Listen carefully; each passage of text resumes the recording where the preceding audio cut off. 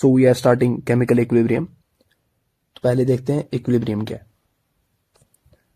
So equilibrium is a type of balance, एक balance create होता है यहाँ पे, ठीक है। अगेन अब राइट हियर बैलेंस, एक बैलेंस क्रिएट होता है। तो ये बैलेंस दो तरीकों से क्रिएट हो सकता है, ठीक है। Equilibrium can be of two types. First one is static and the second one is dynamic. Now what is static equilibrium? Static equilibrium में क्या होता है, मैं एक एग्जांपल देता हूं, लाइक हियर इज ऑब्जेक्ट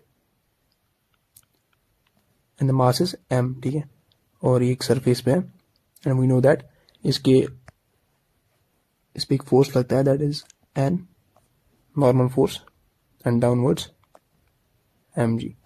तो हमने फिजिक्स में देखा होगा कि हम क्या करते हैं, when the object is in the rest और उस पर ये दो फोर्सेज अप्लाई हो रहे हैं, तो हम फिर बोलते हैं कि n is equal to mg and we conclude that this object is in rest, ठीक है। तो इसे हम कहते हैं डायनेमिक स्टैटिक इक्विलिब्रियम, ठीक है। Now going to the dynamic equilibrium. तो डायनेमिक इक्विलिब्रियम जो है हमें यही देखना है इसमें, chemical equilibrium is a part of dynamic equilibrium. तो हम इसमें एक एग्जांपल देखेंगे जिससे हमारा कॉन्सेप्ट जो है वो क्लियर हो जाएगा। So this is the example of dynamic equilibrium. यहाँ पे हम देख सकते हैं कि एक कंटेनर है, इसमें जो है ऊपर से पानी आ रहा है और नीचे से इसमें एक होल है जहां से पानी निकल रहा है। तो हम ये कह सकते हैं कि ये कंटेनर जो है एक इक्विलिब्रियम में है। क्यों है इक्विलिब्रियम में? क्योंकि जितना पानी ऊपर से आ रहा है उतना ही पानी जो है इस होल से निकल रहा है वापस।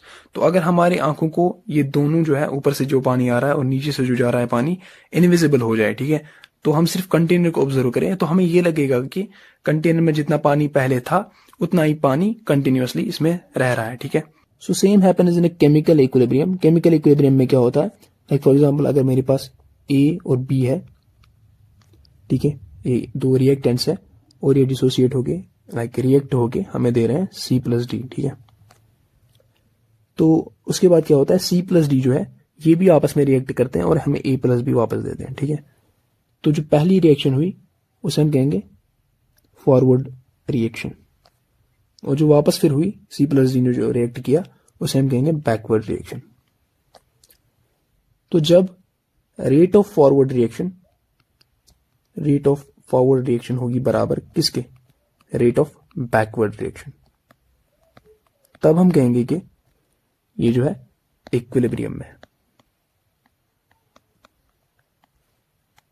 तो इस केमिकल रिएक्शन को हम कहते हैं रिवर्सिबल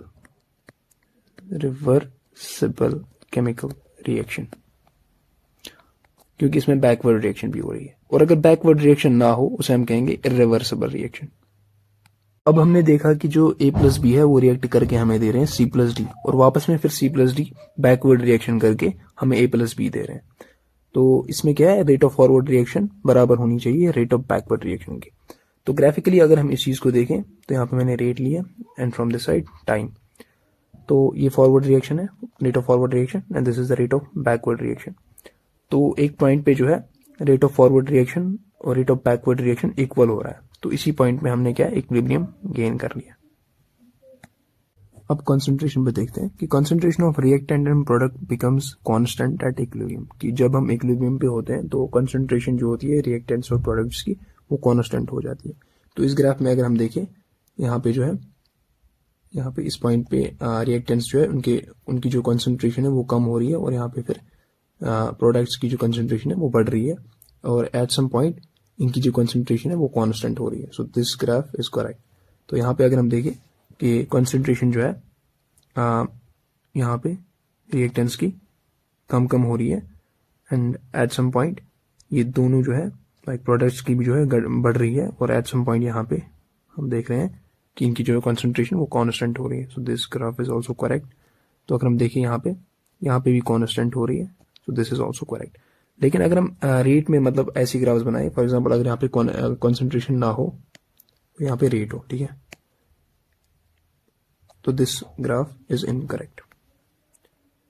तो रेट में हमें कांस्टेंट नहीं होना चाहिए, रेट में क्या होना चाहिए, इक्वल होना चाहिए। तो अगर हम इस वाले ग्राफ में देखें, यहाँ पे पहले वाले ग्राफ में अगर हम रेट यहाँ पे लगाए कंसंट्रेशन के बदले, तो ये वाला ग्राफ जो है ये करेक्ट हो रहा है, क्योंकि इसमें क्या है, इसमें इक्वल हो रहा है यहाँ पे इस पॉइंट पे, ठीक है।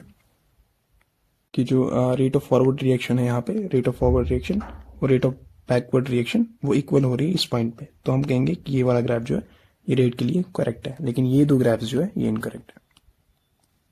रेट के लिए, कंसंट्रेशन के लिए ये तीनों ठीक है।